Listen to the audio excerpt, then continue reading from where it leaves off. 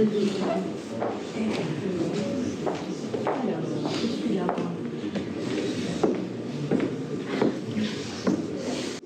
à toutes et tous. J'ai 2 hommages à faire. Courage. Oui.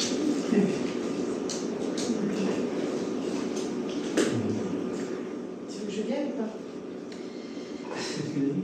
pas? Alors, je veux m'associer à la peine de nos amis des rencontres de Boulogne-Billancourt, des rencontres photographiques de Boulogne-Billancourt, Charlotte Cresson ici présente, qui viennent de perdre brutalement leur ami et co-organisateur de leur manifestation, Francisco Hénard, qui était dans la fleur de l'âge, excusez-moi, et leur dire tout mon soutien, ainsi qu'à sa famille. L'émotion est grande parce que la cérémonie était en début d'après-midi. Et puis par ailleurs, c'est avec beaucoup de tristesse que les gens d'Images ont appris la mort de leur ami Michel Quépin. Donc je pense que vous étiez nombreux ici à connaître Michel. À 90 ans, il vient de nous quitter. Et je pense à France qui a partagé sa vie et à sa famille aussi, bien sûr. Michel était une des plus gentilles et des plus belles personnes que j'ai connues. Il était toujours souriant et toujours à l'écoute, toujours bienveillant.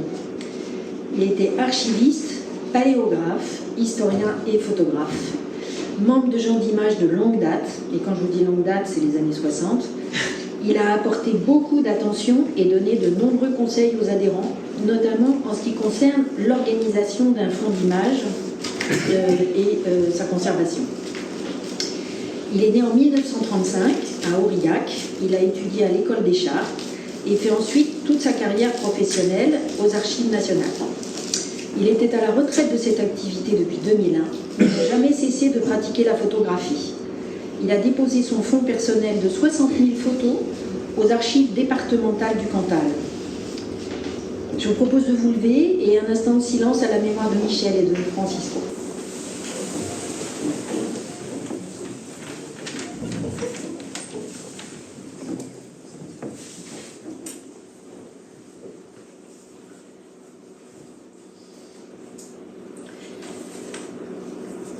Je vous remercie.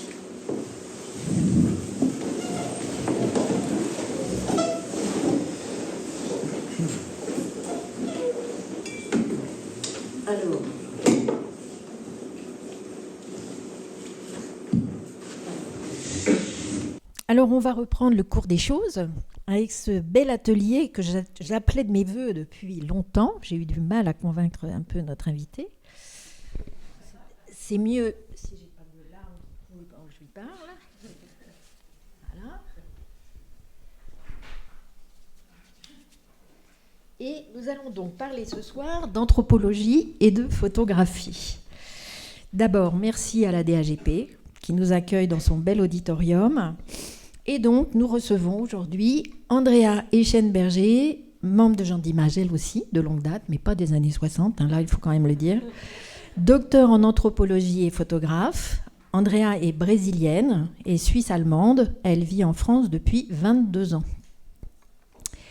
Donc, je suis particulièrement heureuse de l'accueillir ce soir, alors que débute ce mois-ci la saison Brésil-France 2025, en partenariat avec le réseau Diagonale, dont nous sommes très proches. Andrea est accompagnée de Lydia Echeverria, chercheuse en histoire de la photographie et enseignante. Donc, elles partagent toutes les deux, c'est ce qui explique leur binôme ce soir. Pardon, je suis vraiment désolée. Le goût pour les pratiques collaboratives, si cher à mon cœur par ailleurs, et appartiennent à un jeune collectif qui développe ce goût de faire ensemble de la photographie participative et de parler avec les gens photographiés, de prendre le temps de les écouter, de faire des journaux ou des livres avec eux.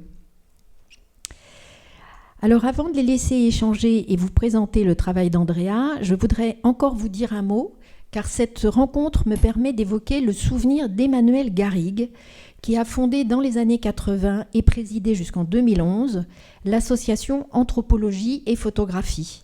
Il était maître de conférences en sociologie à Paris 7 et photographe. Et il a publié entre autres L'écriture photographique aux éditions L'Harmattan en 2000. Je pense qu'on a là aussi des fondements, et je pense que Charlotte, qui a fondé Photodoc, ne me contredira pas, des fondements un petit peu sur les nouvelles écritures documentaires et des traces un petit peu d'où tout ça vient.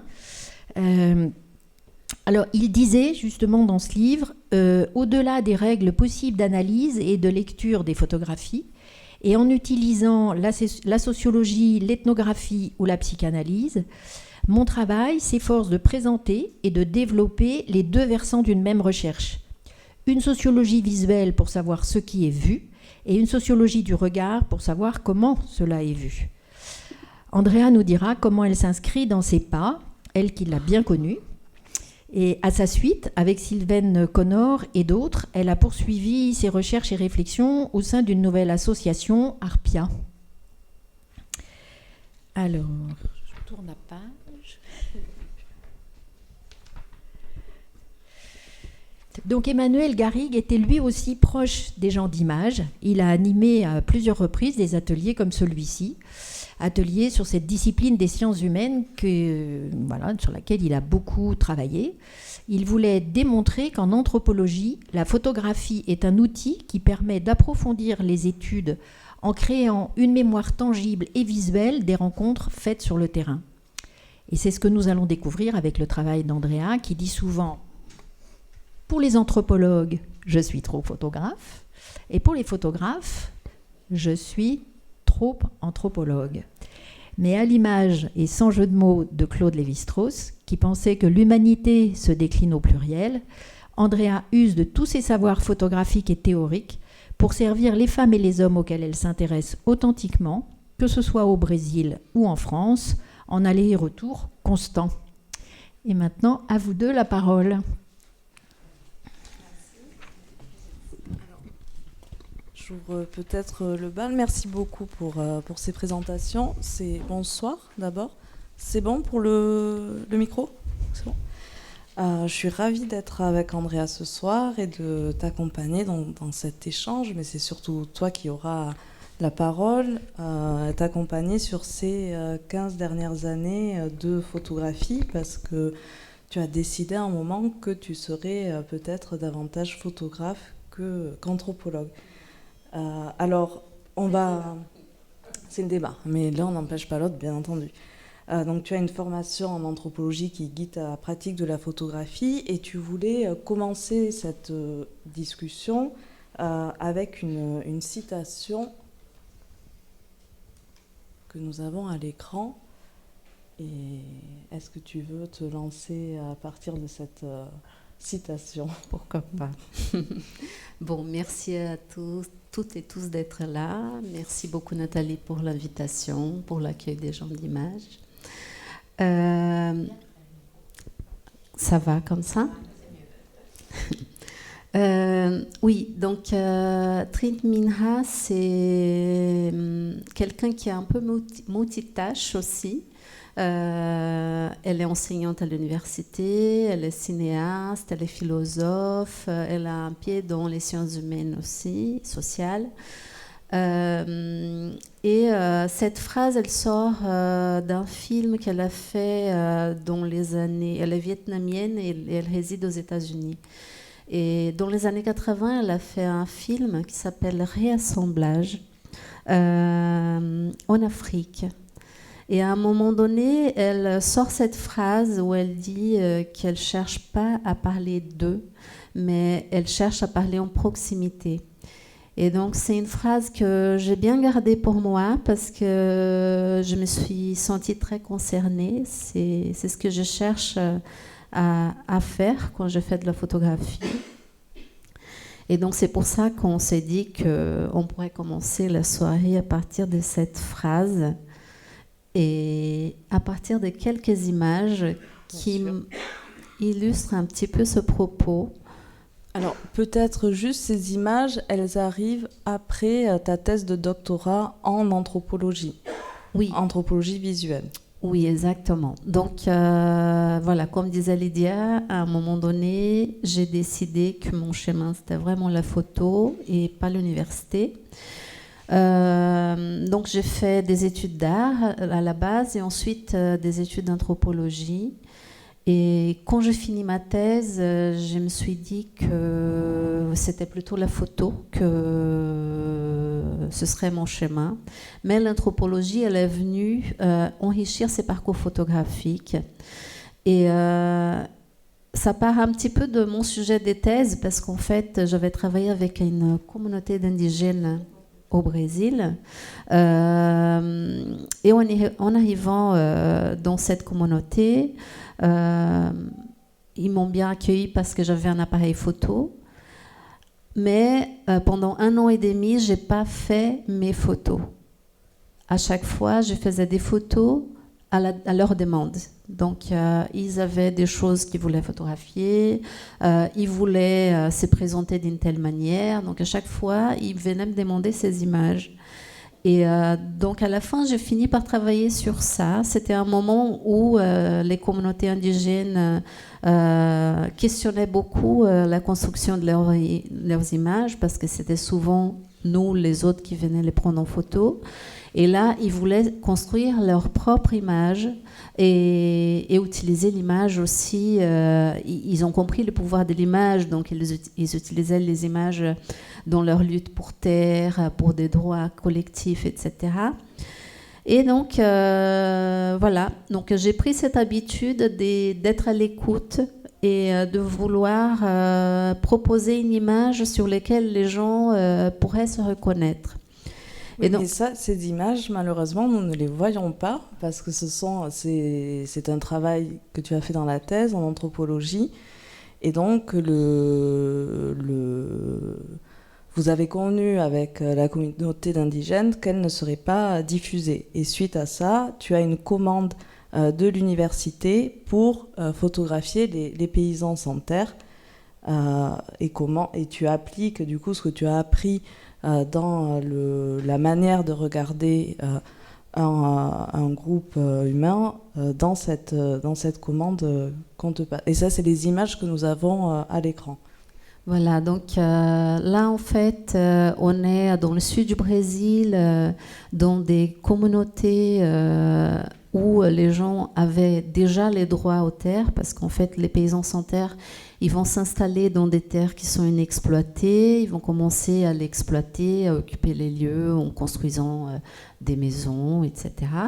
Et à un moment donné, ça prend beaucoup de temps, hein, c'est plusieurs années, et à un moment donné, ils arrivent à avoir le droit aux terres. Donc une fois que leur petite communauté est installée, ils créent des coopératives, ils mènent leur vie sur ces lieux. Et donc dans ce travail, en quoi tes prises de vue diffèrent de ce que tu faisais dans ta thèse? Là, on est sur... Parce que tu disais que tu es plutôt dans la thèse, on t'a demandé finalement de faire des images sur un régime un peu de reportage, tu devais te photographier au numérique, sur le vif, et là en fait tu te définis comme une photographe de la pose, et là tu travailles avec un moyen format, plutôt carré, donc il y a quand même une vraie recherche esthétique bien différente de ton travail en tant qu'anthropologue, oui. À partir de cette série qui est un peu un moment finalement de bascule dans ton parcours. Oui, en fait le moyen format, ce qui m'intéresse, c'est que j'ai pas un appareil photo devant les yeux. Je peux regarder les gens peuvent me voir et voilà. Il y a une phrase que Michel Poivert a sorti une fois dans un cours. J'ai accompagné à un moment donné ses cours et il disait qu'avec un 24-36 on tire une photo alors qu'avec un moyen format on fait une photo. Donc il y a cette idée de faire avec que le moyen format va permettre... Et donc toujours au Brésil, tu poursuis ton parcours de photographe avec cette nouvelle série Insécurité. Voilà. Donc ça, c'est quelque chose qui traînait dans ma tête depuis longtemps, parce qu'en fait, ma thèse, j'avais fait en co-tutelle avec l'université brésilienne, et donc je faisais souvent des allers-retours. Et à chaque fois que je revenais dans ma ville natale, j'étais étonnée par les transformations urbaines en lien avec la question de la sécurité. Les gens se fermaient de plus en plus, les murs étaient de plus en plus hauts, on voyait des bouts de verre, des barbelés, des grilles de plus en plus élevées. Et à un moment donné, c'était même des barrières électriques. Et donc là, je me suis dit que c'était quelque chose d'intéressant à traiter, à voir comment les gens vivaient avec tout ça. Parce que moi, je vivais plus là-bas. Il y avait toute ma famille, beaucoup d'amis qui restaient encore là. J'avais quand même une expérience parce que j'allais quand même 2 fois par an, je restais 2-3 mois à chaque fois. Donc je ressentais tout ça quand j'étais là-bas et c'était quelque chose qui dérangeait beaucoup. Et donc j'ai commencé à discuter avec une amie anthropologue de la même université et donc je l'ai invitée à venir faire un travail avec moi. Donc c'est là où je vais vraiment faire un travail où j'essaye de relier photographie et anthropologie. Donc on va circuler dans la ville, photographier les lieux, rencontrer les gens, enregistrer des témoignages et donc ça va donner origine à un travail qui va relier photographie et paroles d'habitants. Oui, la question de la collaboration aussi dans ton travail se fait notamment entre images et sciences humaines et tu travailles souvent avec des groupes de chercheurs, plutôt d'ailleurs au Brésil. Tu as pris cette habitude. Et ce travail, il va être filmé aussi. Tu fais des portraits filmés. Mm-hmm. Tu as une pratique de l'image en mouvement, mais là pour des séries aussi de portraits. Et tu vas éditer presque 10 ans plus tard ce travail. Que j'ai oublié d'amener. Que tu as oublié d'amener. Donc on le mentionne parce que la place du livre, on y reviendra, à une place vraiment centrale dans ta démarche. Voilà, donc en fait tout ça parce que la parole elle est très importante aussi. Tout ce qu'on dit par rapport aux images, cette construction en collaboration avec les personnes photographiées, elle n'apparaît pas forcément, bien sûr. Quand on voit un portrait posé, on se dit bien qu'il y a eu quelque chose qui s'est passé. Mais les histoires, elles ne viennent pas avec. Et pour moi, les histoires sont très importantes. C'est peut-être ce côté anthropologue, justement, qui a besoin des mots. Et donc, toujours au Brésil, tu poursuis ces explorations photographiques avec ce projet au long cours, Translitoranea, où là, tu décides, alors avec aussi peut-être un regard, comme tu dis, une touche anthropologique, de regarder différentes cultures, différents types de quotidien par le biais justement de la culture. Oui, ça c'est un projet qui est assez curieux parce que en fait, mes projets, ils ont souvent un lien un peu personnel. Ils sont souvent en lien avec ma propre histoire, même si ça apparaît pas tout de suite. Mais là, Translitoranea, c'est en fait une route qui longe tout le littoral du Brésil du nord au sud. Et c'est une route que je prenais quand j'étais enfant pour aller voir la famille qui habitait dans le sud et au nord de ma ville. En fait, si vous connaissez un peu la carte du Brésil, je viens de la partie étroite, tout en bas. Voilà. Donc je prenais juste un petit bout de route là tout en bas. Et à chaque fois, je demandais à mon père on va s'arrêter, on va voir ce qu'il y a dans les petites entrées, ou sorties plutôt. Au Brésil, c'est l'opposé. Et mon père, il voulait jamais. Mon père, il était un peu suisse. Donc, on va quelque part. On a dit qu'on va arriver à telle heure. On peut pas être en retard. Donc, on pouvait pas s'arrêter. Et je me disais toujours, un jour, je vais voyager pour m'arrêter. Et ce travail, je vais le commencer en 2012, juste après la fin de ma thèse, justement. En faisant des études en France, en fait, j'avais oublié toute cette histoire, mais en faisant des études en France, j'ai commencé à rencontrer des Brésiliens qui venaient d'un peu partout.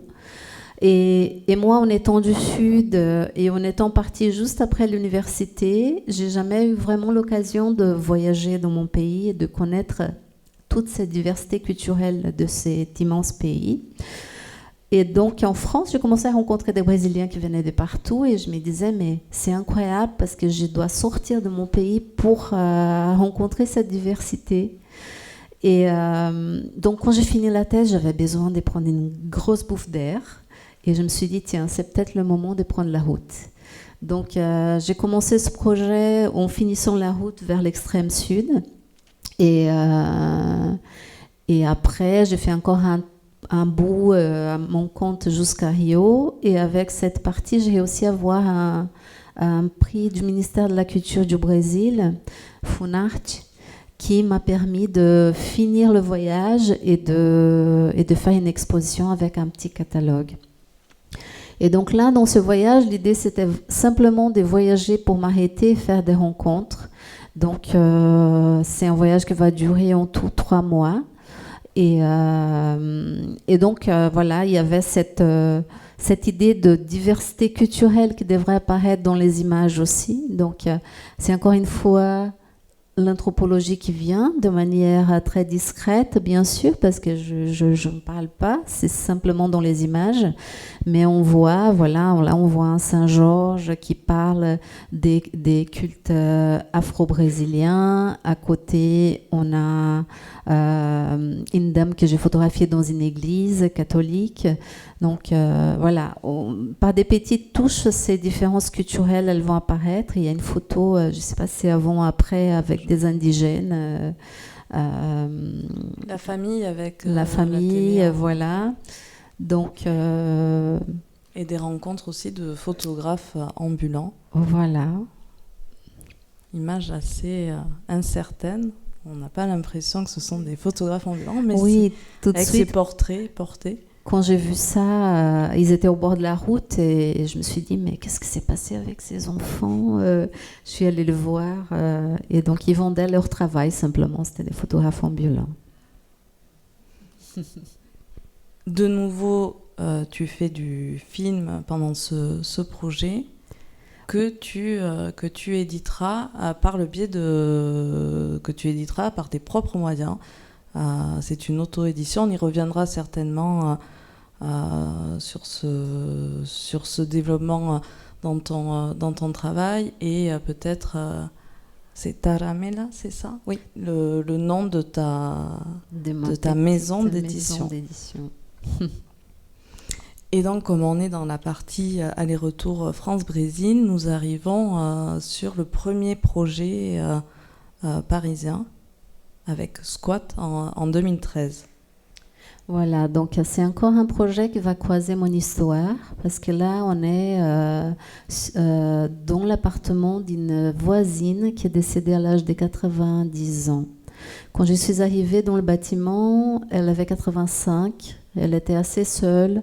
Elle avait une fille qu'elle voyait une fois par an, elle se parlait souvent au téléphone, mais comme elle n'avait pas assez d'espace pour l'accueillir, quand sa fille venait, elle prenait un hôtel, donc voilà, elles avaient très peu de contact quand même.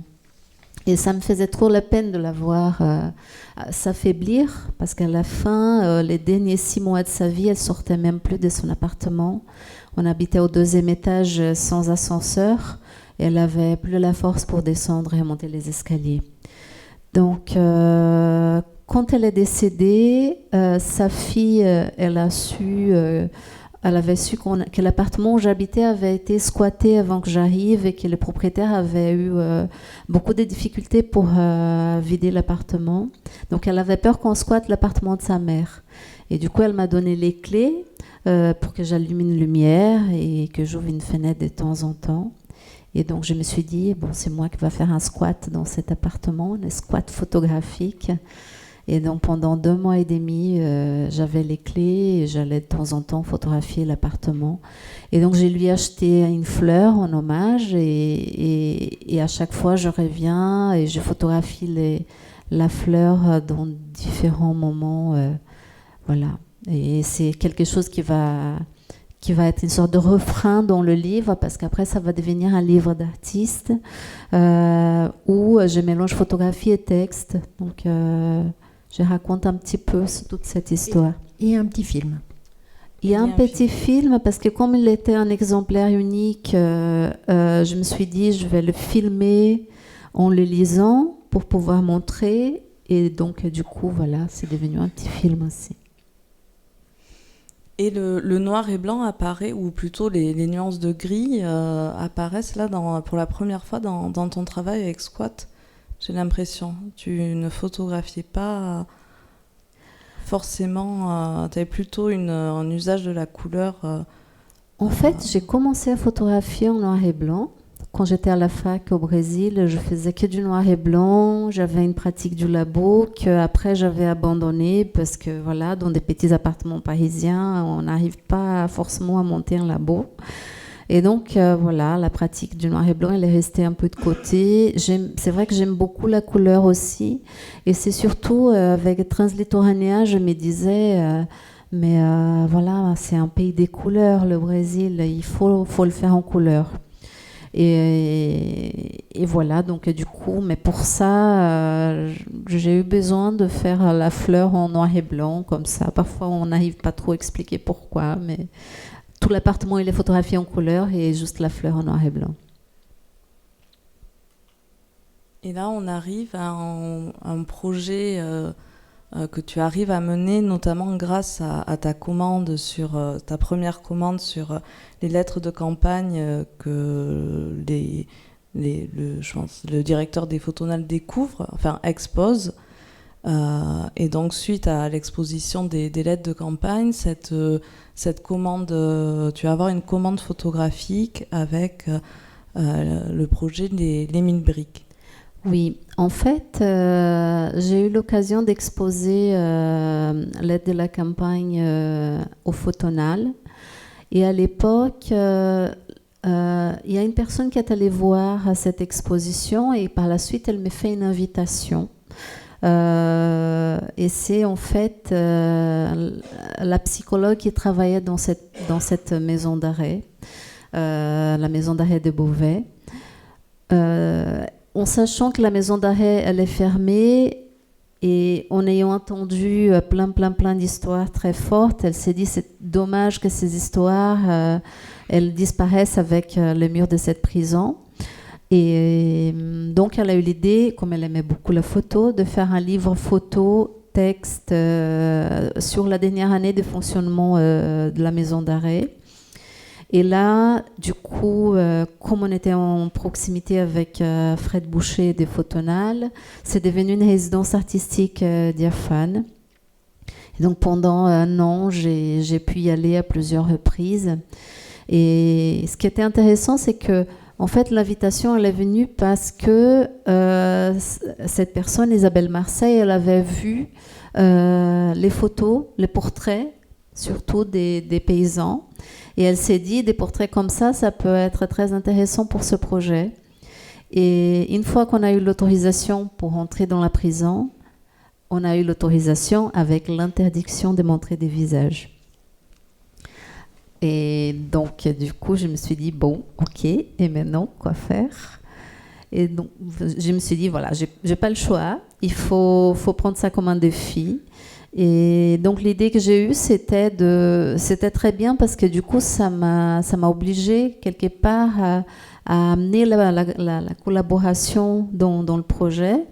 Et du coup, j'ai proposé aux personnes incarcérées d'explorer un petit peu leur quotidien dans ces lieux et me proposer des pauses qu'ils prenaient au quotidien de manière à cacher leur visage. Donc c'est intéressant parce que je vais passer un petit peu de temps avec eux, avec les hommes un peu moins. J'avais toujours les gardiens qui étaient avec moi. Mais avec les femmes, les gardiennes me mettaient dans la cellule avec et je restais 2-3 heures. Donc on pouvait expérimenter pas mal. Donc voilà, donc c'est un travail où la collaboration est vraiment très présente, même si elle ne paraît pas trop. Mais c'est grâce à eux que j'arrive à ces pauses-là.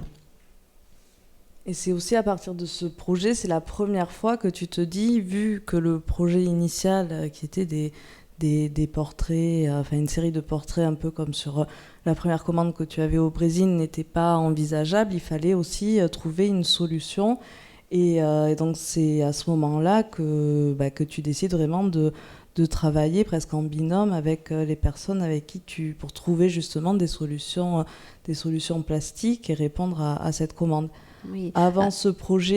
Avant, ça existait déjà. Les paysans sans terre, par exemple, à chaque fois, je leur demandais où ils voulaient être photographiés, comment ils allaient s'habiller exprès pour la photo. Donc, il y a déjà une sorte de participation qui est là. Mais là, ça va vraiment plus loin parce que les gens, ils vont me proposer des poses.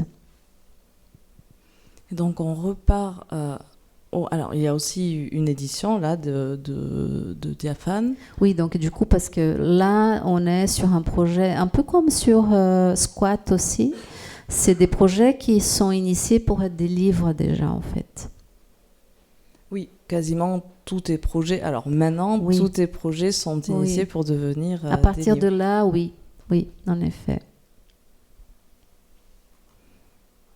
Et là, on va revenir au Brésil avec un ensemble de projets autour d'une production de la production de journaux qu'on pourrait qualifier de journaux d'artistes qui font état de mobilisation citoyenne et de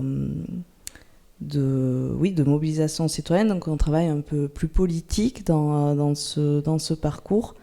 Avec 2 volets, le parc à partir de 2016 et le centre historique qu'on va aborder l'un après l'autre.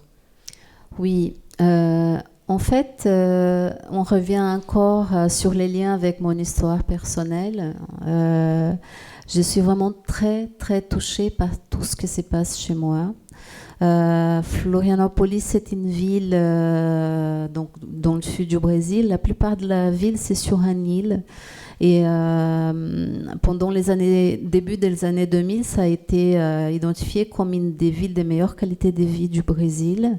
On l'appelle l'île de la magie par ses beautés naturelles, mais aussi par ses histoires fantastiques, parce qu'il y a beaucoup d'histoires des sorcières, tout ça. Donc des histoires qui sont très exploitées aussi par le tourisme, par les spéculations immobilières aujourd'hui aussi. Donc c'est une ville qui se transforme à très grande vitesse. Je viens de rentrer de là-bas et j'étais vraiment impressionnée. Les bâtiments, ça apparaît comme des champignons. On voit des lieux naturels comme des dunes qui disparaissent. Donc c'est vraiment effrayant. Et voilà. Et donc en fait, j'ai commencé à observer ces mouvements populaires auxquels je me sens vraiment très très proche. Alors, tu peux peut-être expliquer pour le parc la question du rachat en fait voilà. d'un Donc terrain. Ça commence avec ça justement. Je me dis, là, sur ces lieux, il faut peut-être faire quelque chose. Donc, c'est un lieu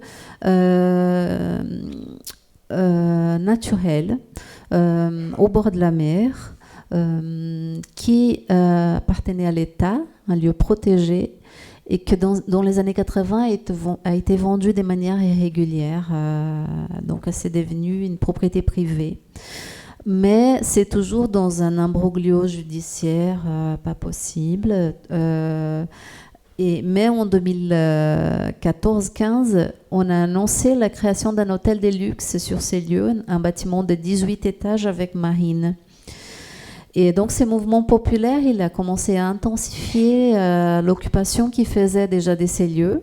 Ils allaient faire des pique-niques, des rencontres. Et là, ils ont commencé vraiment à faire des choses comme cinéma en plein air, concerts, etc. Parce que depuis les années 80, ils demandent la création d'un parc public naturel dans ces lieux. Il y a des petites communautés de pêcheurs qui font de la pêche artisanale aussi. C'est un lieu où les poissons viennent, les oiseaux pour se reproduire. Donc, c'est un lieu a priori protégé. A priori protégé. Voilà. Donc, grâce à ces mouvements, pour l'instant, tout est resté tel quel, mais c'est pas tout à fait réglé.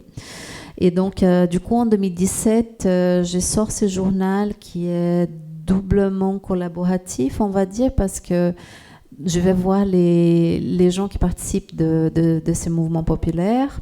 Je vais leur proposer de poser dans les lieux inspirés des tableaux qui montrent des personnes dans des lieux naturels. Je photographie un petit peu les lieux, donc du coup avec du noir et blanc, dans une sorte d'état des lieux, avec des pellicules périmées pour jouer un petit peu aussi avec l'idée que la pellicule périmée, on ne sait pas ce que ça va donner ces lieux non plus.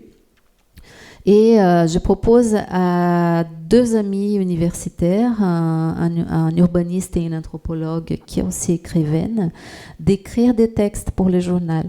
Donc le journal, il commence avec un texte de l'urbaniste qui va donner le contexte et il finit avec un conte de cet anthropologue qui va s'inspirer de la question pour écrire son histoire. Et donc tout ça, ça va devenir un journal qui s'appelle Ponto de Fuga, point de fuite, pour jouer un petit peu avec un petit, voilà, on dit pour embêter un petit peu les médias locaux qui sont toujours dans le même camp en fait. Hein. Donc ces genres de voix, ça voit pas trop, ça se voit pas trop apparaître dans les médias locaux, sachant que Santa Catarina, l'État où se trouve Florianópolis, c'est un État qui a élu Bolsonaro à 85% quand il a été élu président. Il y a peut-être un petit point aussi à donner sur la construction des images. Tu as eu un recours... Sur les citations, les jeux de référence. Les citations des tableaux de l'histoire de l'art. Oui, en fait, quand j'ai pensé à faire ce journal, je me disais, mais il ne faut pas que je fasse simplement un reportage, parce qu'il y en avait plein qui faisaient ça, il y avait beaucoup d'images qui véhiculaient déjà. Je me disais qu'il fallait faire quelque chose pour apporter quelque chose de différent pour promouvoir une discussion. Parce que le journal aussi, l'idée de faire le journal, c'est pour que ça aille dans la ville. Donc en fait, c'est des journaux qui sont tirés à 500 exemplaires. Les gens savent que je fais ça de ma poche. Donc il y en a qui achètent un certain nombre pour participer. Il est édité à combien d'exemplaires ? 500 exemplaires. Et donc, on va vraiment dans la ville distribuer, on fait des rencontres dans des bars, dans des cafés pour échanger autour de la question. Et donc, du coup, pour les images, je me suis dit, il fallait qu'il y ait un petit quelque chose qui puisse montrer aussi l'implication de ces personnes-là. Et donc, je suis venue avec des exemples des tableaux. J'imprimais en petit format tirage de lecture et je distribuais et je proposais aux gens ou j'envoyais par mail même et je leur proposais de venir inspirer de ces tableaux pour poser. Donc on se baladait ensemble dans les lieux, on cherchait les lieux adaptés, les gens venaient avec des vêtements un peu des mêmes couleurs des vêtements qu'on voyait sur les tableaux et voilà donc c'est comme ça qu'on a fait ces images-là. Et là, de nouveau, tu mélanges noir et blanc et couleur, en noir et blanc plutôt pour des images de paysages. Et tu as expliqué que suite à la contrainte qu'il y avait eu à Beauvais, tu avais décidé d'imposer aussi une contrainte dans la structure du journal. Oui. Qui permettait de servir finalement ton propos. Oui, voilà. Donc, en fait, je me suis dit que ça pourrait être un journal qui pouvait continuer après. Je ne savais pas si ça allait continuer et quand, mais je me disais à un moment donné, il va y avoir autre chose qui va se passer, ça peut devenir un journal aussi. Et donc, c'est le cas du centre historique. Donc, en 2021, le maire de la ville, il a lancé un projet de renouvellement du centre historique et un des objectifs était d'enlever tous les pavés du centre historique et mettre de l'asphalte à la place. Donc, encore une fois, il y a un mouvement populaire qui va se mettre en place, ils vont manifester, il y en a même qui vont se coucher sur le pavé, ils vont faire plein de choses pour attirer l'attention sur ces projets. Il y a eu une rénovation, mais on a pu garder la plupart des pavés quand même, heureusement. Mais du coup, on a fait donc le deuxième volume du journal et encore une fois des rencontres, aller distribuer dans la rue, crier aux gens, extra, voilà. Donc vraiment, c'est vraiment une partie un peu militante de mon travail. Exactement. Et il y a aussi un peu de performance. Oui. Au moment de la distribution de ces journaux. Et tu expliquais que là, il y a un troisième volet, donc on n'a pas d'image, mais donc vraiment l'idée de poursuivre ce travail de journal oui. Fonctionne tout à fait en ce moment. Elles sont au labo en ce moment, les photos. Et cette fois-ci, ça va être sur les bâtiments de 32 étages maintenant. Voilà. Et dans une même idée, avec un registre d'image cette fois-ci complètement différent, on est vraiment sur la photo d'objets presque corporate, tu décides de faire cette petite encyclopédie sociopolitique illustrée du Brésil contemporain. Donc c'est un projet qui est un peu à part dans ton parcours, mais auquel tu tiens particulièrement. Et qui sera peut-être édité. On cherche encore de l'argent. Voilà. Ça va pas être une auto-édition parce que l'idée, c'est de le distribuer au Brésil et en France et surtout de rendre à chaque personne qui a participé du projet un exemplaire. Il y a eu 50 personnes qui ont écrit pour ce projet. En fait, c'est un projet qui a commencé en 2016 avec la destitution de Dilma Rousseff. Donc une destitution controversée. Et donc à ce moment-là, il y avait une ambiance assez étrange au Brésil. Les gens, ils ont commencé. Il y a une rupture en fait. Les gens, ils s'entendaient plus. Dans les familles, on voyait beaucoup de disputes entre amis. Et tout ce qui s'est passé, c'était vraiment... C'était surréel. Et c'était pas que moi qui les sentais comme ça, mais j'avais beaucoup de gens autour de moi qui ressentaient la même chose. Et donc, je me suis dit, mais ouais, il fallait faire quelque chose. Et ça a commencé avec ces deux premières images qui sont la coxinha et la mortadella. Donc, en fait, la coxinha, c'est un beignet salé qu'on mange partout au Brésil avec du poulet dedans.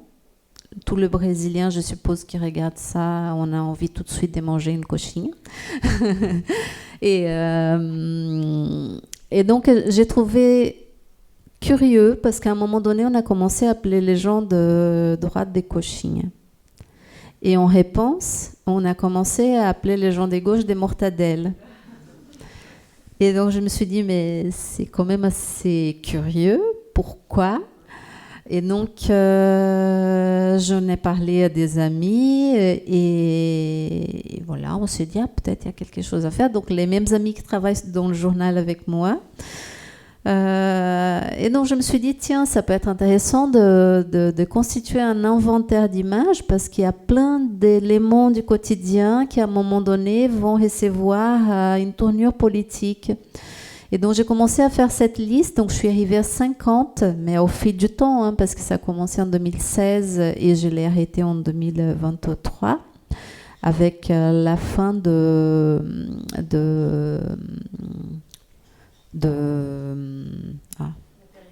la période Bolsonaro. Oui. Donc en fait, cet ensemble d'images, il va montrer l'affaiblissement de la gauche, la remontée du fascisme, l'arrivée de l'extrême droite au pouvoir, jusqu'à donc la dernière image, c'est des bouts de verre au moment où les partisans de Bolsonaro envahissent Brasilia et cassent tout. Et donc à chaque fois, ces images sont présentées à un chercheur d'un domaine différent.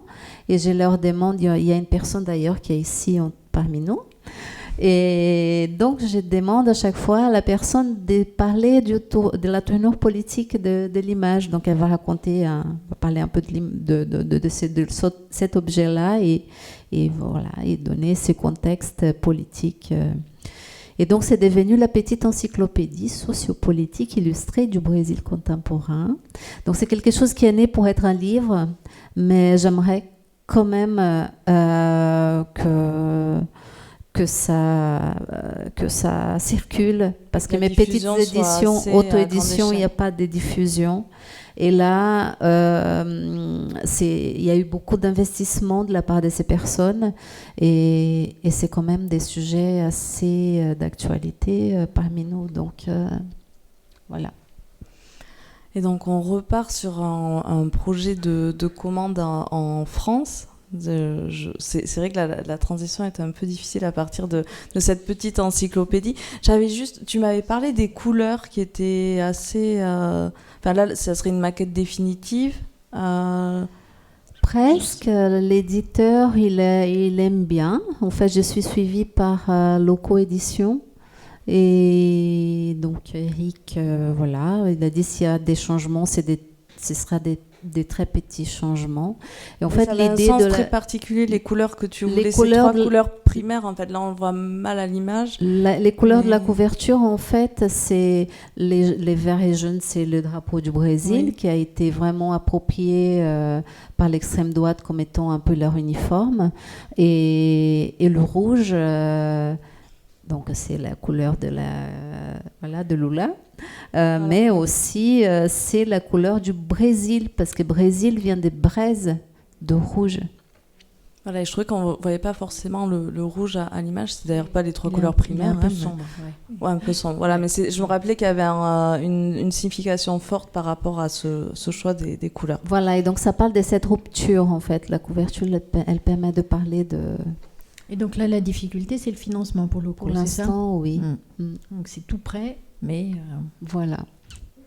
On va y arriver. Peut-être une souscription. Alors là, ce projet a été, pour le coup, financé et il y a une édition. On est en France, à Saint-Saulve. C'est pas que l'image soit mauvaise. Hein. Oui, je ne sais pas comment... c'est voulu. C'est un voile, en fait. Enfin, tu en parleras mieux que moi. Donc, l'image est très, très diffuse, elle se perd un peu. Donc, tu peux peut-être revenir sur cette commande qui a été aussi particulièrement importante dans ton parcours. Une rencontre aussi, on ne l'a pas dit, on n'a pas évoqué ce terme, mais les rencontres chez toi sont finalement primordiales pour soit créer des images ou aussi avoir des conditions matérielles pour les produire. Et là, tu rencontres l'ancienne directrice du CRP qui va te recontacter pour ce projet dans un centre psychiatrique. Oui, voilà, les rencontres, c'est au niveau des projets, mais c'est en dehors des projets aussi. Surtout ici en France, comme j'ai fait des études d'art au Brésil, j'avais pas de réseau ici, je connaissais personne dans les milieux artistiques, photographiques. Et surtout que j'ai fait des études d'anthropologie, donc j'étais vraiment éloignée de tout ça. Donc, à un moment donné, je me suis mise à faire des lectures des portfolios. C'était une manière de rencontrer les gens, parce que j'aime pas trop déranger les gens, j'ose pas trop aller frapper aux portes. Ça m'est arrivé déjà, mais très très rarement. Et donc, du coup, je me dis, dans une lecture des portfolios, les personnes, elles sont là, disponibles, elles veulent voir les photographes. Donc, du coup, ce projet-là, c'est une rencontre comme ça. Donc, c'est au moment... J'ai fait cette rencontre en 2018 à la sortie du livre Les 1000 briques. Et donc, à ce moment-là, je rencontre Muriel, qui était directrice du CRP. en région Hauts-de-France. Et voilà, ça s'est bien passé et tout. Après, on a échangé des petits mots et voilà, chacune est partie dans son coin. Mais 3-4 mois plus tard, elle me contacte pour me proposer ses projets parce qu'en fait, on lui avait demandé un travail pour la dernière année de fonctionnement d'un centre psychiatrique. Et comme j'avais fait la dernière année de fonctionnement d'une maison d'arrêt, elle s'est dit que ça pourrait peut-être m'intéresser. Donc voilà, donc c'est comme ça que le projet s'est fait. Et là, donc du coup, c'est assez particulier parce que là, cette fois-ci, j'ai plus de liberté dans le sens où je peux passer vraiment du temps avec les gens. Je vais faire un atelier, je vais pouvoir leur donner des appareils photo. Et donc voilà, mais je vais au centre que pour faire ces ateliers. Donc je ne connais pas le quotidien du centre, je ne vois pas grand-chose. Quand je vais dans un petit lieu où il y a des activités sportives et artistiques et c'est tout. Et donc je me dis, qu'est-ce que je dois faire? Est-ce que je fais de la photo aussi ou pas? Et donc je commence à poser la question aux participants de l'atelier. Voilà, quelle est ma place dans ce projet? Qu'est-ce que je dois faire? Est-ce que je fais des photos ou pas? Si je fais, qu'est-ce que je peux photographier? Et donc, ils m'ont demandé de faire leur portrait.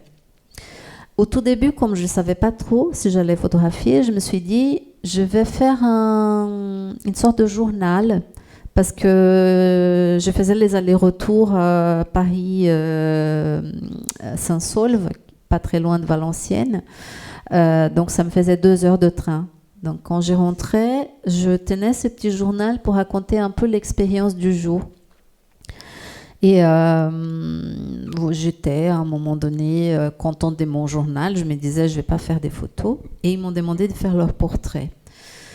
Donc, on fait le portrait, pareil, ils choisissent où ils veulent être photographiés. La plupart choisissent le jardin.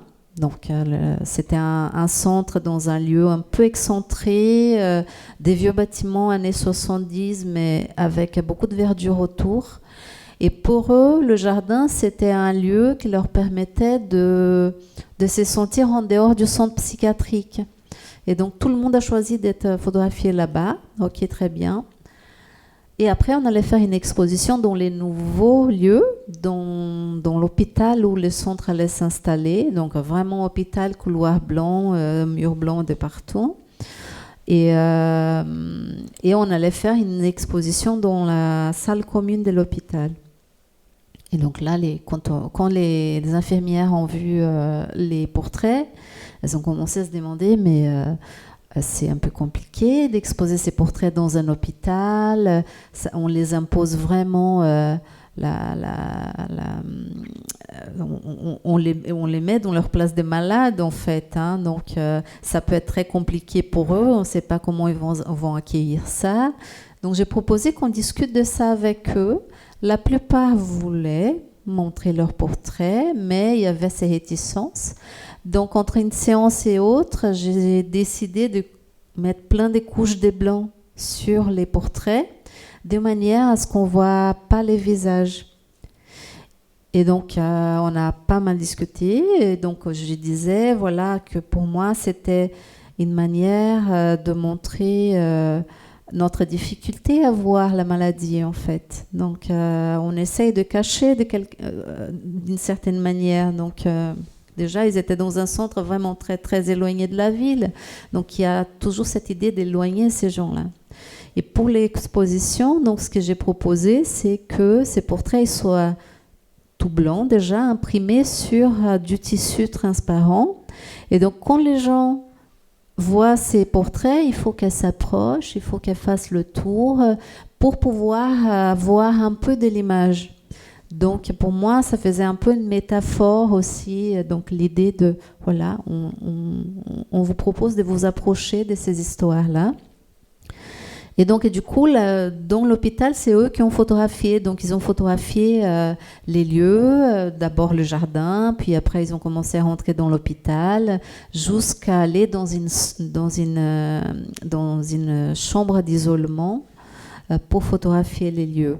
Et donc tout ça, ça rentre dans une petite édition encore. Donc il y a une édition qui prend la forme d'un classeur pour faire un peu le lien avec l'hôpital. Le titre, c'est Sans titre parce que c'est un choix commun aussi. On cherchait un titre et on n'était pas d'accord sur un titre. Et à un moment donné, il y a quelqu'un qui a dit mais on va le laisser sans titre. Et donc je dis oui, sans titre, on peut utiliser sans titre, vraiment. Et en plus, ça faisait un lien avec le travail de Diane Arbus en centre psychiatrique qui s'appelle Sans titre aussi. C'est vrai.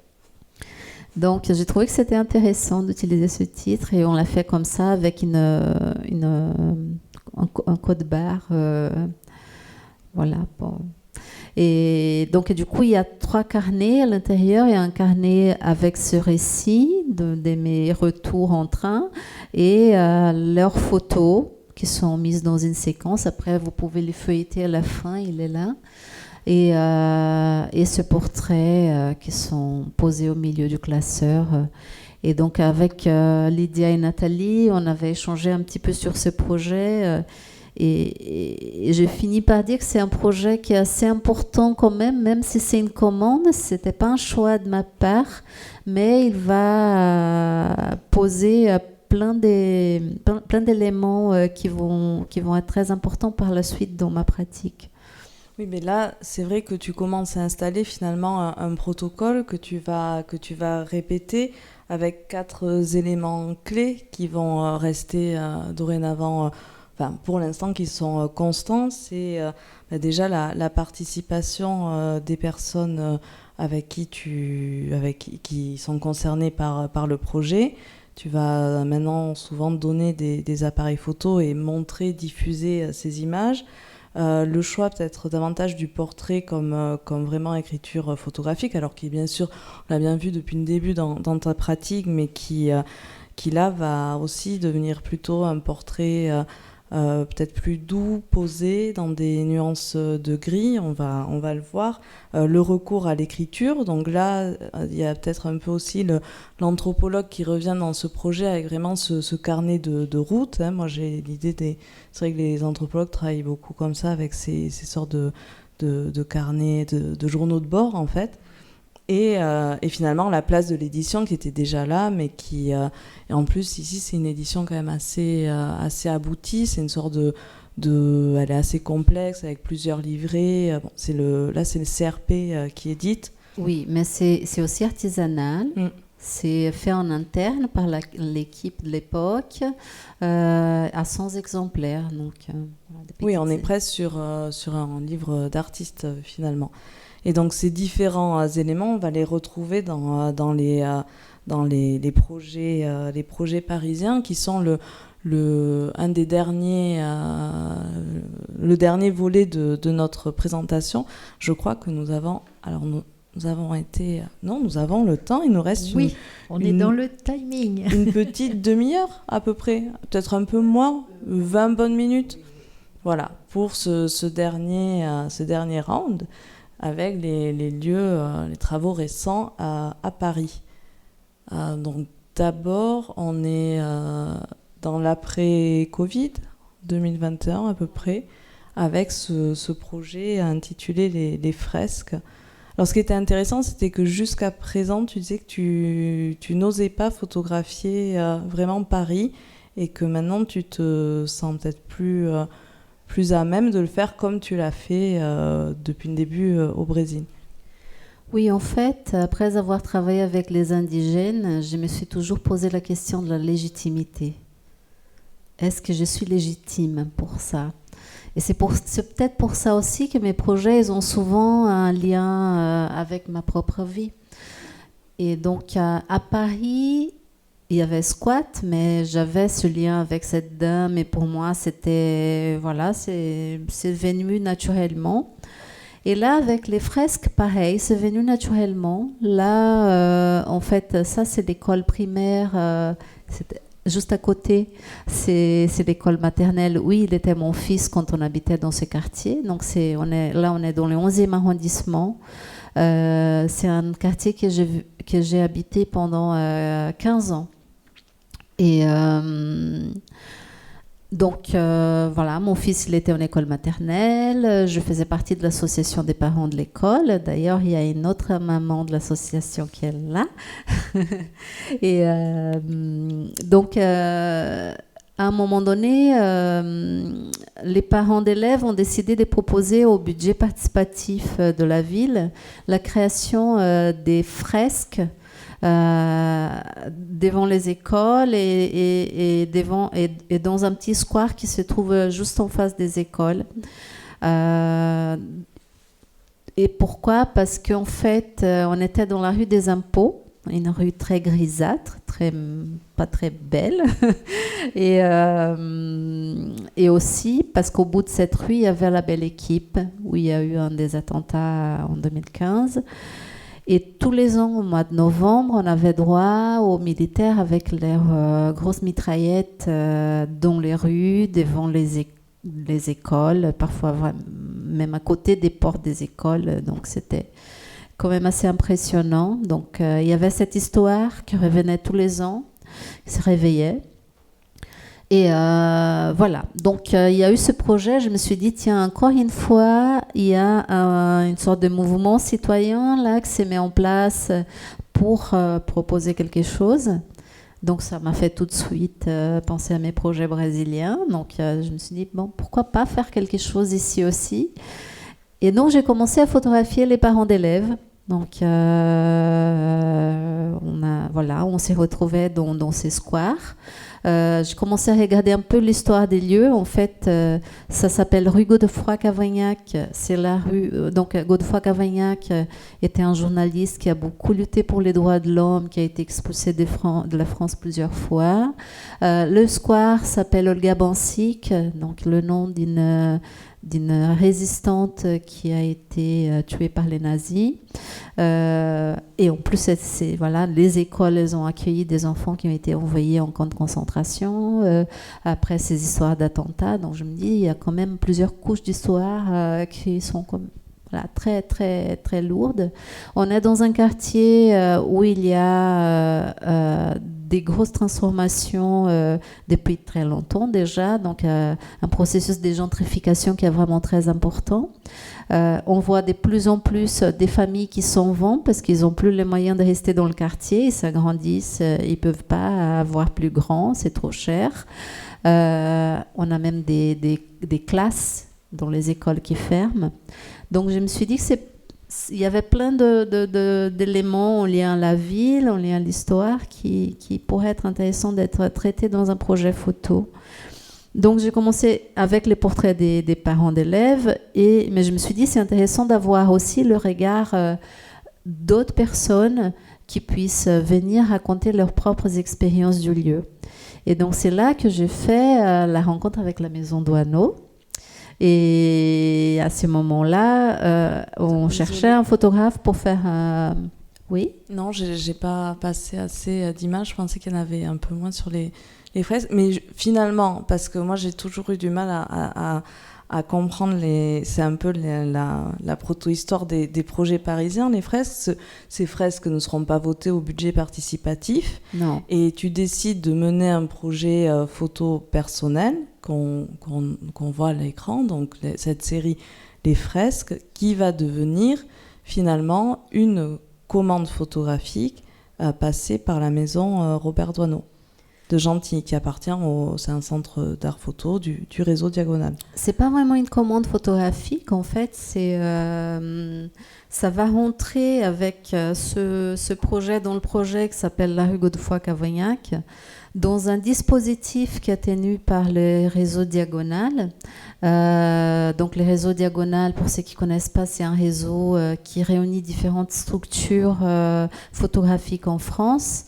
Et la maison de la photographie Robert Doisneau est une de ces structures. Et donc, en fait, ils ont ce dispositif qui s'appelle Entre les images, où l'idée, c'est d'amener des photographes à faire en sorte que des gens qui n'ont pas trop le contact avec la photo puissent avoir une pratique de la photographie. Et donc, à ce moment-là, quand j'ai développé le projet, j'ai eu l'occasion de rencontrer quelqu'un qui n'est plus à la Maison Doisneau maintenant, qui cherchait un photographe pour un projet entre les images. Et donc j'ai présenté ce projet et elle m'a dit allez, on y va. Et donc elle est partie et il y a Claire qui est là, qui est arrivée, qui me suit sur ses projets parisiens aujourd'hui. Et donc voilà, donc on a monté ce projet et là dans ce projet en fait je vais commencer parce que vous voyez avec le journal au Brésil, je m'intéresse déjà un peu à la littérature en invitant cette anthropologue qui est aussi écrivaine à travailler. C'est quelque chose que j'aime beaucoup, la littérature, et donc du coup dans mes études d'anthropologie j'ai découvert Georges Perec, que j'ai beaucoup lu, qui voilà, c'est un écrivain, mais qui a un travail qui est très proche de l'ethnographie, avec ses longues descriptions, tout ça. Et donc, ce qui m'intéresse dans le travail de Georges Perec, que je vais amener dans ce projet, c'est l'idée d'infraordinaire, de s'arrêter et regarder des choses qu'on ne regarde pas tous les jours, des choses auxquelles on ne prête pas attention, qui sont là autour de nous. Donc, dans cet atelier que je vais développer donc, aussi en partenariat avec quelqu'un d'autre, donc une sociologue, Camilla Girosati, qui est sociologue urbaniste, donc, qui va venir faire les ateliers avec moi pour qu'on puisse apporter une réflexion aussi sur dans cette perspective urbaine. Et donc c'est un projet qui va prendre une forme qui va donner une orientation pour une suite de projets en fait. Donc à chaque fois, l'idée c'est de, avec des appareils photo numériques, on photographie les lieux à l'exhaustion, à la manière de Perec, comme il écrivait sur un lieu. Là, on photographie les lieux. C'est même l'épuisement, finalement, dans le lieu parisien. Vous aviez vraiment ça à l'esprit pour ce projet. Exactement. Et après, et ça, c'est une manière aussi de donner une certaine intimité avec la photographie. Donc les gens ils sont à l'aise déjà avec la pratique photographique et à partir de ça ils reçoivent des appareils photo argentiques. Donc chaque participant il a une pellicule d'une 30aine d'images et avec cette 30aine d'images je leur demande de raconter leur parcours dans la ville. Donc une fois qu'ils commencent à faire ces parcours, donc ils vont photographier chez eux, ils vont photographier les lieux qu'ils fréquentent, ils vont nous amener dans une balade dans la ville. Et une fois que ces pellicules sont développées, on les regarde ensemble et je les invite à parler de ces images. Et en fait, ces images, elles vont amener à d'autres images, des images mentales, vont amener à des histoires. Et donc ça, c'est présenté dans des petits carnets comme ça que j'appelle parcours. Et donc à chaque fois, il y a une sélection d'images de la personne avec des extraits des conversations. Et donc là, pour ce premier projet, on était souvent en groupe. Donc il y a les autres participants qui viennent intégrer la conversation aussi. Et donc il y a toute une partie avec des portraits aussi, donc on s'est dit tout s'est fait, ça n'a pas été imaginé au préalable, ça s'est fait au fur et à mesure. Donc avec les participants on s'est dit ça pourrait être sympa de faire des portraits, mais où faire des portraits? Donc on a décidé ensemble de faire des portraits à la rue Godefroy-Cavaignac, mais on a choisi un mur aveugle. Et donc, on pose un appareil photo et les gens passent devant et on fait une série de portraits. Donc, tout ça, ça va être mélangé dans un petit livre que vous allez pouvoir voir après. Il est là en exposition. Et donc, ça va donner une suite de livres parce qu'en fait, à ces moments-là, je me disais, mais c'est drôle parce qu'il n'y a pas eu grand monde des logements sociaux. Et dans la rue Godefroy-Cavaignac, il y a plusieurs logements sociaux.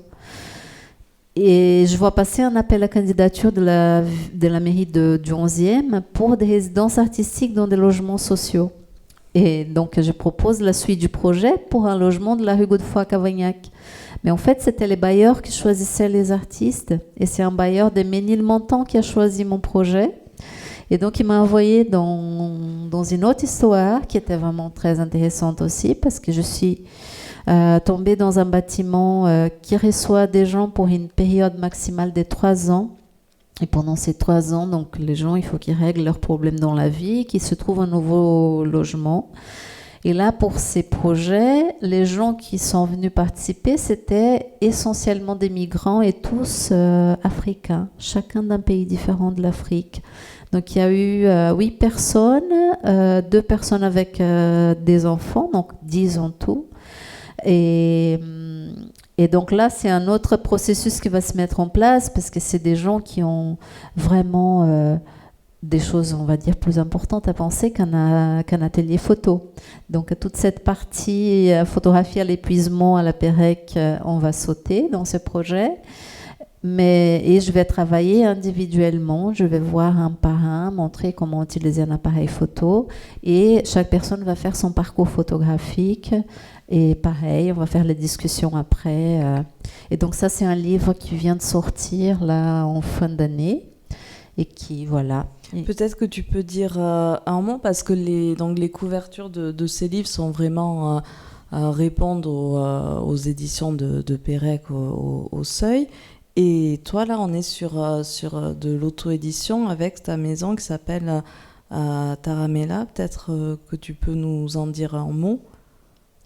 Oui, en fait, c'est des auto-éditions, mais là, je suis quand même soutenue. Donc là, le premier, on n'avait pas prévu avec la Maison Douaneau de faire un livre, donc on a réussi à économiser un peu du côté exposition. Il y avait une petite expo qui était prévue, et j'ai mis un peu d'argent de ma poche. Donc ça a été un peu le premier échantillon, on va dire. Et par la suite, les bailleurs, il a vu le livre, il a bien aimé, donc c'est lui qui a financé le livre. Mais en tout cas, c'est en auto-édition.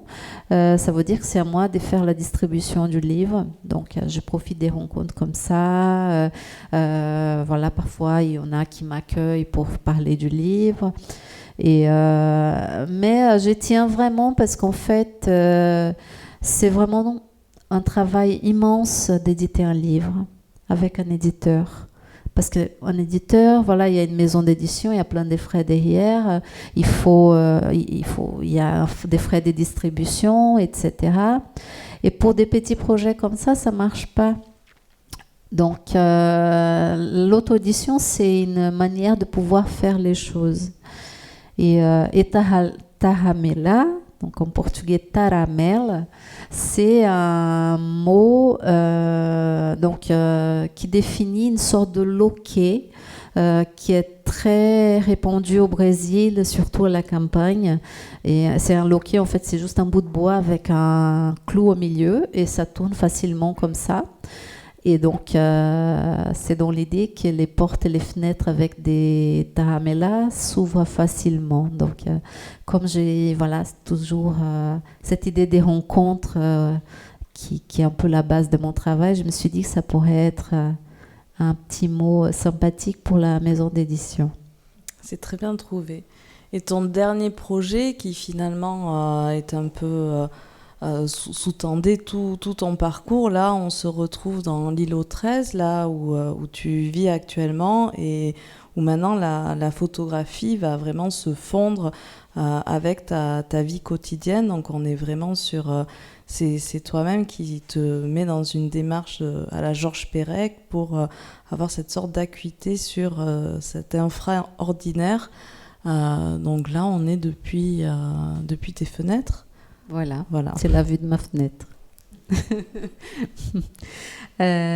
Oui, donc dans les photos, dernières photos des fresques, on me voit dans une fenêtre et on voit un petit garçon avec une pile de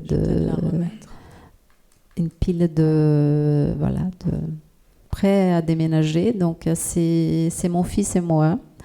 Donc j'ai été une de ces mamans qui n'a pas pu rester dans le 11e. Et donc, je me suis retrouvée dans les 13e. Je suis très contente aussi. Mais je me suis retrouvée dans un lieu qui est assez particulier. C'est un des anciens îlots d'insalubrité de Paris. Pour ceux qui ne connaissent pas, en fait, fin des années 1800, début 1900, on a identifié 17 îlots d'insalubrité dans la ville. Et ces lieux, ils étaient destinés à être totalement rasés pour des nouveaux plans d'aménagement. Et la plupart, c'est vraiment intégré à la trame urbaine, on va dire. Et celui-là, il est resté vraiment en forme d'îlot. Ça veut dire qu'il y a 3 hectares de terre, il y a 7 copropriétés et il n'y a pas des rues. C'est juste des allées et des jardins. Donc, c'est vraiment un petit îlot dans la ville. Il y a une école au centre, il y a une association des jardins, il y a une vraie vie des petites communautés. Et donc, encore une fois, cette histoire, elle va partir, parce que je suis arrivée là-bas, je ne pensais pas du tout que j'allais développer un projet, mais on était juste arrivés. Mon fils, donc, il était en dernière année d'école maternelle. Donc, c'est le moment où on est encore en train de toucher partout, mettre la main à la bouche tout le temps. Et on reçoit des courriers de l'école en disant qu'il faut faire des tests parce qu'on a trouvé du plomb dans les terres de l'école.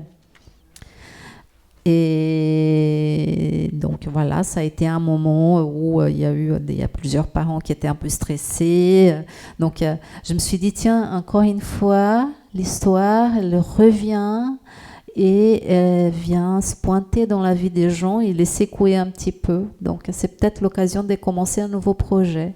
Et donc à partir de là, voilà, j'ai commencé à photographier. Donc il y a juste avant ça, j'ai eu l'autorisation de la directrice de l'école pour entrer dans la cour et photographier la cour de l'école. Et c'est à partir de là que le projet commence. Et donc voilà, donc je photographie au quotidien les enfants, les familles, les jardiniers. Donc voilà, j'habite là et je photographie tout le temps. Et on se posait justement la question, il y a beaucoup plus d'images que les autres séries, mais c'est ça aussi en fait, c'est la vie. Je suis là, je vois des choses, j'ai fait des photos, j'ai fait des rencontres, j'ai fait des photos. Et en l'occurrence, il y a un nouveau projet entre les images en cours, presque on arrive vers la fin là. Et donc là, encore une fois, j'ai invité un groupe d'habitants à venir photographier avec moi pour raconter l'histoire de ces lieux. Et donc là, on sort un 3e livre en auto-édition, cette fois-ci avec le soutien de la Maison Douaneau et du réseau Diagonal, qui s'appelle l'îlot 13. Encore quelques images. Aussi, peut-être que tu produis davantage parce que tu as renoué avec le laboratoire photographique, ce qui te permet aussi de... Oui, la présence du noir et blanc, elle est de plus en plus importante là, parce qu'il y a 2 ans environ, un peu moins, j'ai eu l'occasion de commencer à travailler dans un labo. Donc tous les vendredis, je me renferme dans ces petits coins de monde et je fais mes tirages. Donc la couleur, elle est toujours présente parce que voilà, je ressens le besoin des petites touches de couleurs quand même, mais les noirs et blancs, voilà. Donc je dirais que ça me permet de rentrer dans une sorte de lenteur. C'est pas que je suis vraiment lente, hein, mais je cours beaucoup, je ne m'arrête pas, mais ça m'oblige à m'arrêter un petit peu. Donc je sais qu'une fois par semaine, j'ai le labo, j'y vais, je fais mes photos. Je peux dire aussi que mes projets perso, ils sont la plupart autofinancés. Donc ça me permet d'avancer aussi parce que j'ai pas assez d'argent pour payer un tireur pour faire mes tirages. Donc je peux le faire moi-même. Et voilà, et c'est un plaisir, surtout ça. Et puis on peut peut-être dire que dans ce projet-là, la dimension d'écriture revient peut-être très fortement. Il y a une écriture photographique, chaque image est un peu un récit, Et voilà, il y a une élaboration. Alors c'est peut-être aussi le nombre de photos qui provoque cet effet, mais moi c'est ce que je ressens sur ce projet en cours, c'est que tu es en train d'écrire une histoire et que, voilà, peut-être in fine d'ailleurs tu referas un editing, mais en tout cas en ce moment tu écris beaucoup. Oui, là on est vraiment sur quelque chose en cours. Donc il n'y a pas un choix fermé là, c'est vraiment... J'ai continué à photographier. Là, je prépare une exposition de ce travail pour le premier semestre 2026. Mais j'ai continué à faire des photos.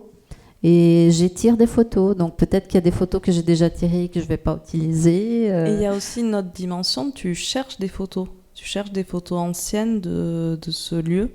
Donc ça rajoute encore un autre registre d'images à ta propre pratique. Oui, et là, on est vraiment dans un travail... entre les images, parce qu'au-delà de l'atelier entre les images en lien avec la Maison Douaneau et le réseau Diagonal, ça continue, parce qu'il y a des gens qui savent que j'ai fait ce travail, qui me proposent des photographies. J'ai fait des rencontres j'ai eu l'occasion de rencontrer un ancien photographe. Il n'était pas photographe, ce n'était pas son métier. Mais quand il a eu 16 ans, il a eu un appareil photo de son oncle photographe et il a photographié l'îlot d'avant. Donc l'idée, c'est de l'inclure dans l'expo. Il y a aussi une photographe qui s'appelle Edith Gérin qui a beaucoup photographié le 13e arrondissement. Elle habitait dans ce coin-là aussi. Et elle a photographié l'îlot avant les démolitions et pendant les reconstructions. Et donc, je suis en contact avec sa fille aussi pour pouvoir montrer quelques images de sa mère dans cette exposition. Donc, ça va être une toute petite exposition, c'est une petite galerie, mais l'idée, c'est de pouvoir montrer ces différentes couches d'images et d'histoires. Et c'est encore un travail aussi en partenariat parce que Camilla, la sociologue urbaniste qui a travaillé sur les lieux parisiens. Sur les lieux parisiens, elle travaille toujours avec moi sur ce projet-là. Alors je crois qu'on arrive au terme de ce bel accomplissement. J'imagine qu'il y a peut-être quelques questions sur justement ces recherches documentaires, cette notion qui est très développée de type d'écriture, et ce dernier projet se prête bien peut-être à ce type d'interrogation. Est-ce qu'il y a des remarques, des questions, Oui, Charlotte. Je vous apporte le micro. Alors Charlotte Flosso, qui est donc directrice de la structure Photodoc, voilà, qui fait un festival chaque année à Paris. Oui, enfin, un salon et des conférences, des rencontres. On n'est pas festival, on est vraiment une structure qui accompagne la démarche documentaire et ce qu'elle révèle. J'ai la chance de connaître un peu Andrea et quelques-unes de ses photos, Lydia aussi. Et j'avais une question pour toi, Andrea. Donc effectivement, dans ton processus participatif, collaboratif, qui nous propose une photographie donc réfléchie, mais au-delà du réfléchi, une photographie avec, dans ce processus de co-construction. On arrive à la fin, là, parce que ça je connaissais pas ce dernier travail, à l'îlot 13, où finalement tu te retrouves en immersion. Tu te retrouves à photographier réellement de l'intérieur. Donc c'est ça qui m'intéressait, de savoir s'il y avait si ce passage du co-créatif ou de la co-construction ou du participatif à l'immersion, donc à cette photographie de l'intérieur, c'est-à-dire à partir du moment où tu fais partie d'eux, est-ce que ça a créé quelque chose de différent dans ta réflexion, dans la production de tes images et peut-être même dans le devenir de ces images? Bon, merci Charlotte. Déjà, ce qui change, c'est que je me mets vraiment dans une position de quelqu'un qui prend du plaisir. je prends du plaisir à faire des images. Donc, parce qu'en fait, dans tous ces parcours, je faisais de moins en moins d'images et ça me manquait beaucoup. Donc, voilà, c'était toujours très réfléchi, très limité. Et là, le fait de simplement avoir un appareil photo, voir des choses et aller photographier, ça fait beaucoup de bien. Après, ce qui est très intéressant aussi, c'est que ça me permet de créer des liens aussi. Donc, dans l'îlot 13, je suis un peu devenue la photographe de l'îlot. Donc, voilà, donc les gens font des activités, je viens avec l'appareil photo, je suis là, on échange. Donc, c'était pour moi aussi un moyen de m'intégrer dans ces lieux, même si je n'ai pas fait exprès. Mais aujourd'hui, en regardant, ça fait 2 ans que j'habite ces lieux. Voilà, c'est là par exemple, on va faire la fête des voisins au mois de juin et il va y avoir une exposition avec le travail qu'on a fait avec les autres habitants dans le cadre du projet Entre les images. Donc il y a ce côté relationnel qui est vraiment très intéressant et je pense que la pratique du labo aussi, ça me fait travailler autrement au niveau des prises de vue. Parce que là, je suis vraiment... je passe par toutes les étapes. Donc, j'ai construit du bout jusqu'à la fin. Là, en fait, pour ces tirages,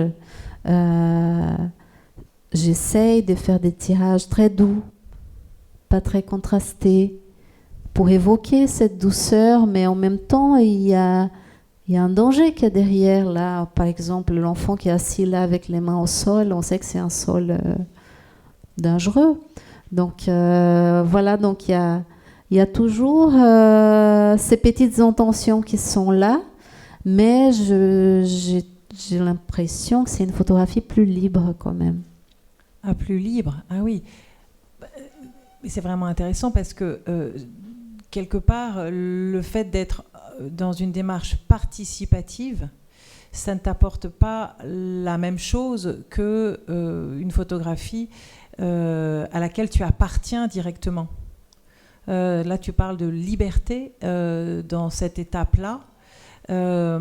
Et donc, est-ce qu'il y aurait comme un curseur voilà, entre cette étape totalement immersive à laquelle tu appartiens, qui t'apporte de la liberté, et avec ta pratique précédente qui était un petit peu différente parce qu'on était dans le participatif et une co-création différente.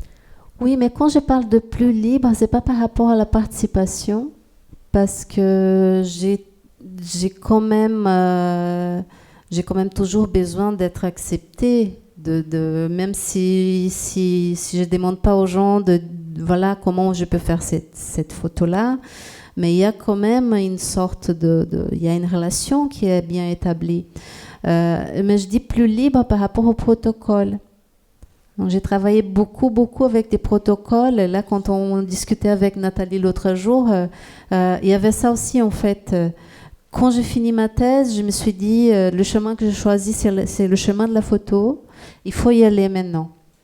Et donc, le protocole, ça me permettait de développer des projets avec un temps limité, avec des objectifs définis. Alors que là, non, il n'y a pas de temps limité. Je peux photographier jusqu'à ce... Voilà, j'habite là et je pense que je vais encore habiter un bon moment, donc je peux continuer. Et voilà, la limite, ça va être des étapes maintenant. Parce qu'il va y avoir une exposition, il va y avoir une édition avec le projet Entre les images. Mais voilà, il y a cette liberté par rapport au protocole qui fait du bien. Mais j'ai l'impression quand même dans la participation, ce que tu apprécies profondément, c'est le fait de pouvoir ramener les images et les regarder avec justement les personnes qui interagissent avec toi dans les projets. Il y a vraiment des étapes comme ça, presque pédagogiques, que tu mets en place autour des images. Alors là, c'est quelque chose qu'on ne voit pas, mais j'ai quand même l'impression que dans ta pratique, c'est quelque chose que tu apprécies vraiment faire, pouvoir discuter des images. Et justement, dans les sources, Il y a des dialogues très très beaux sur le rapport à la prise de vue et le retour sur les portraits que tu fais. Donc ça, c'est quand même cet échange autour de l'image qui est quand même et qui ne peut se produire que dans des dynamiques, bien souvent participatives ou partagées. Alors s'il y a pas de, s'il y a des questions, c'est le moment. Et s'il n'y en a pas d'autres, ce que tu dis là, Lydia, c'est une bonne transition pour vous proposer ce livre, Les Sources, qui est là à disposition, prêt à être acheté. Et vous verrez justement la force de la parole mise en scène, recueillie et mise en scène. Et donc c'est assez fort. Et Eric est à votre disposition pour que Andrea ait le temps aussi de continuer à parler avec les uns et les autres pendant le verre de l'amitié vers lequel on va se diriger. Mais je ne veux pas couper la parole. Est-ce qu'il y a encore une question ou une intervention, ou est-ce qu'on s'arrête là et on applaudit Andrea et Lydia très fort? Il y a une petite question. C'est l'économie du livre. Comment... l'économie du livre. Comment il est fabriqué? Et combien ça coûte? Comment faire pour faire qu'il existe dans un milieu où il y a presque plus de ventes des livres? On pourrait presque dire qu'il n'y a pas d'économie. Voilà, c'est pour ça. On aime l'économie du livre. Je pense que c'est très courageux, parce que je te connais depuis très longtemps, de continuer à faire, tout en sachant, moi j'étais graphiste par le passé, que c'est une Lucia galère. Gonaes qui nous parle. Voilà, c'est une galère, ça coûte plus cher de les fabriquer et qui sait qu'on peut vendre. Donc, je voulais que tu racontes juste un petit peu là. Oui, mais en fait, ce qui se passe, c'est que là, dans des projets comme ça, les sources, par exemple, ça a été financé en partie par le bailleur, qui a été le financeur aussi de la résidence artistique. Après, je ne pouvais pas faire beaucoup d'exemplaires. Une partie était destinée à être distribuée quand même. Donc, ce que j'ai fait, c'est que j'ai fait une pré-vente. Donc, les gens qui étaient intéressés, ils ont préacheté le livre. Ça m'a permis de savoir combien d'exemplaires je pourrais faire en plus. Et je me suis dit, je vais faire une 50aine de plus pour... voilà, je prends le risque. Et donc, j'ai fait 200 exemplaires. Oui, mais celui d'avant, on n'avait pas prévu de faire le livre, donc on s'est dit, bon, on fait une expo pas chère et on garde une partie, et l'autre partie, je finance, et donc là, j'ai fait 100 exemplaires. Le journal au Brésil, un journal, c'est pas trop cher. Et donc, voilà, les gens, ils savent que j'autofinance. Donc, quand on fait les lancements du livre, du journal en l'occurrence, dans des cafés, des choses comme ça, il y a un petit tirelire et les gens ils peuvent participer. Donc, c'est vraiment une passion en fait. Ben oui, c'est ce qu'on appelle pudiquement des livres d'artistes. On a une dernière Voilà. question ici. Il y a une question, oui. Bonsoir. Tout d'abord, je voulais vous remercier pour la conférence très pédagogique et enrichissante. Autant qu'enseignant, je sais que ce n'est pas toujours difficile de se mettre au niveau de son auditoire. Et là, comme je ne suis pas un spécialiste du domaine, je trouve que c'était particulièrement réussi. Alors, merci, c'est chouette. Ouais. J'ai un commentaire et une question. Alors, un commentaire sur la partie Brésil. Parce que vous avez parlé de voyage au Brésil et des photos au cours d'un voyage. Et ça m'a rappelé un film extraordinaire, c'est Central do Brasil, où il y a des images au cours d'un voyage comme vous au Brésil. Et je me suis rappelé du film quand vous avez montré la photo du couple avec les cadres des enfants. C'est typiquement des scènes qu'on voit dans le film. Et ce qui était extraordinaire en tout cas, qui paraissait un petit peu... Alors bon, c'est pas vraiment l'objet de votre présentation, mais ce qu'il y avait dans le film, c'était cette foi extraordinaire qu'ont les gens, et malgré toutes les difficultés du quotidien, la pauvreté, on sent que rien ne peut les atteindre de par leur foi catholique. Voilà, c'était un commentaire sur la proximité entre ce que j'ai vu ce soir et ce que rayonne le film Central de Brésil. Il y a une parenté. Merci. Ouais. Et la question, c'était sur l'îlot 13 et les photos en noir et blanc. Alors l'îlot 13, que je connais un petit peu parce que je suis riverain de l'îlot 13, donc j'ai reconnu des lieux et des visages de mes voisins. Et la question, c'était le noir et blanc. Alors, je fais de la photo amateur et je sais que c'est très difficile d'obtenir en numérique le même noir et blanc qu'on peut obtenir en argentique. Et donc, ma question, c'est, vos photos, est-ce que vous les faites en numérique ou en argentique?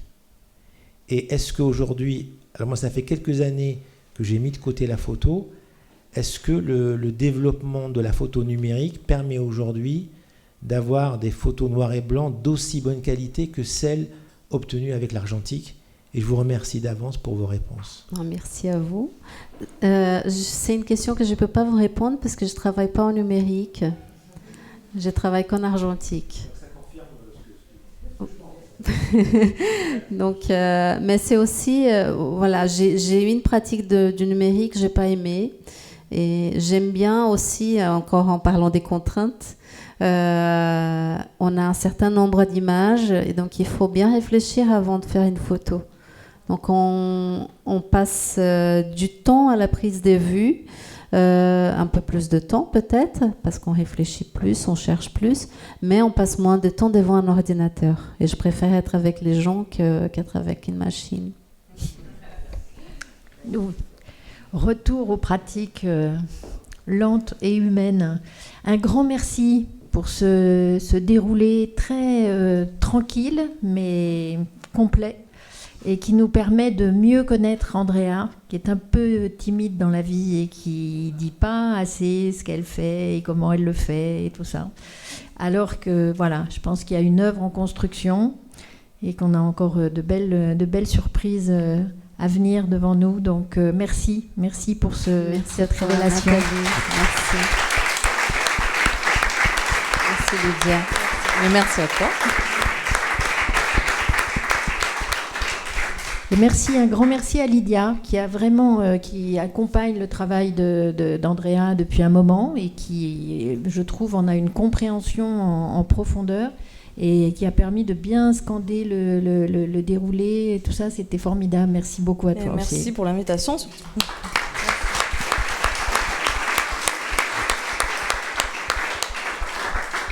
Et maintenant, le verre de l'amitié.